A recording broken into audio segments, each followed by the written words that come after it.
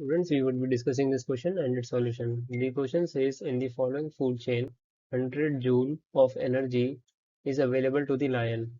How much energy was available to the producer? So let us move to the solution. The solution says 10,000. Oh, sorry, 10 lakh joule. These are 60 there. So to explain this solution, we can say that 1% rule is used as lion as 100 joule of energy, which is 1% of the energy that deer had. So the deer would have